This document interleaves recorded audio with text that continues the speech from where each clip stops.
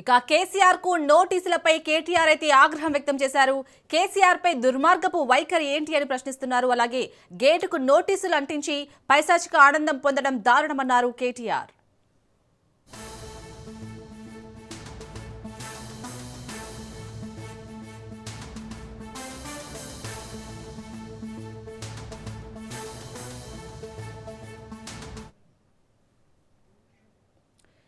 కేసీఆర్ కు నోటీసులపై కేటీఆర్ ఆగ్రహం వ్యక్తం చేస్తున్నారు. కేసీఆర్ పై దుర్మార్గపు వైఖరి ఏంటి అని ప్రశ్నిస్తున్నారు. అలాగే గేటుకు నోటీసులు అంటించి పైశాచిక ఆనందం పొందడం దారుణమన్నారు కేటీఆర్.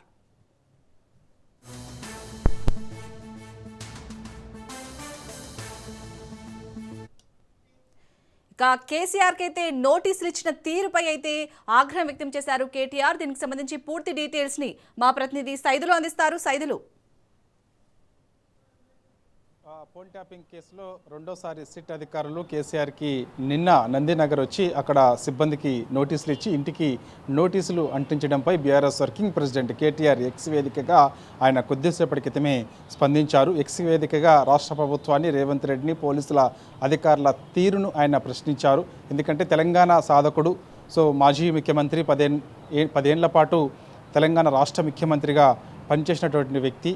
ఆయన ఎక్కడ ఉంటున్నారో మొదటిసారి సిట్ అధికారులు నోటీసులు ఇచ్చినట్టు చాలా స్పష్టంగా చెప్పారు. ఎర్రవల్లి వ్యవసాయ క్షేత్రంలో, సిద్దిపేట జిల్లాలో ఉన్నటువంటి మర్కూక్ మండలం ఎర్రవల్లిలో వ్యవసాయ క్షేత్రంలో నేను ఉంటున్నానని చెప్పినప్పటికి కూడా ఒక దుర్మార్గపు ఆలోచనతో, అత్యుత్సాహంతో పోలీసులు నిన్న బంజారా హిల్స్లో ఉన్నటువంటి నందినగర్ నివాసానికి వచ్చి అక్కడ నోటీసులు ఇంటికి అంటించి అక్కడ ఉన్నటువంటి సిబ్బందికి నోటీసులు ఇవ్వడం ఎంతవరకు సబబు అని చెప్పేసి కూడా ఆయన ఎక్స్ వేదికగా ఈ యొక్క సిట్ అధికారులు తీరుని ఆయన ప్రశ్నించారు.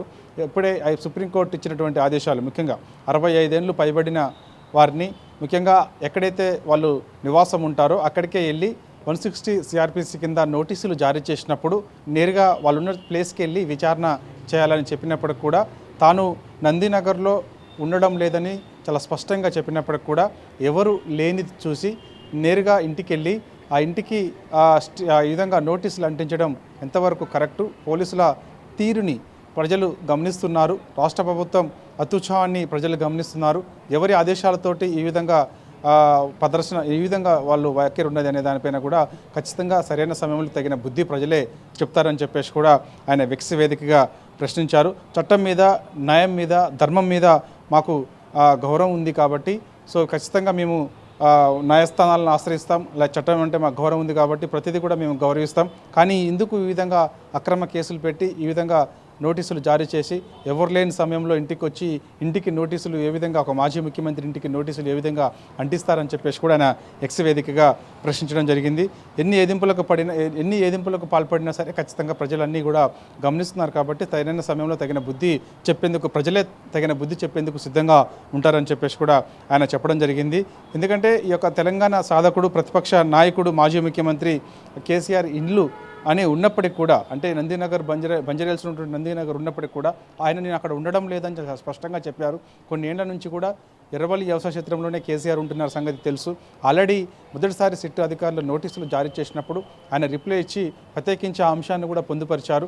నేను ఎర్రవల్లి వ్యవసాయ క్షేత్రంలోనే ఉంటున్నాను, ఒకవేళ విచారణ చేయదలుచుకుంటే ఎర్రవల్లి వ్యవసాయ క్షేత్రానికి రండి, అక్కడ విచారణ చేయండి, నేను సహకరిస్తానని చాలా స్పష్టంగా సిట్ అధికారులకి రిప్లై ఇచ్చినప్పుడు చెప్పినప్పటికీ కూడా కావాలని నేను నందినగర్ వచ్చారు, నందినగర్లో ఎవరు లేని సమయంలో వచ్చారు, దాదాపుగా రాత్రి 9 గంటల సమయంలో వచ్చి అక్కడ నోటీసులు ఇంటికి అంటించడం ఎంతవరకు కరెక్టు?